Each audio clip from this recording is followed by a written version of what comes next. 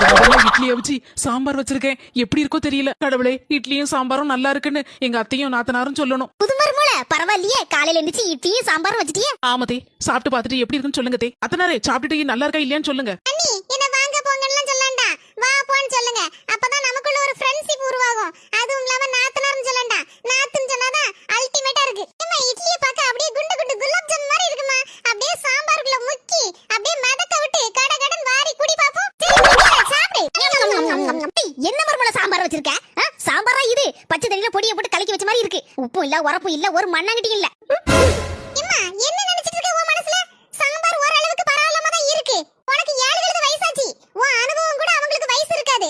இந்த நேரத்துல இப்படி குறைச்சலுதா? நான் செஞ்சா இதே மாதிரி குறைச்சலுவியா? முதல்ல புரிஞ்சு நடந்துக்கோ. போக போக எல்லாம் சரியாகும். ஒழுங்கா இட்லி திங்கின திண்ணிலன ஓடு. அண்ணி, சாம்பார் சுவையோ சுவை. சூப்பர். தேங்க்ஸ் நாத்து.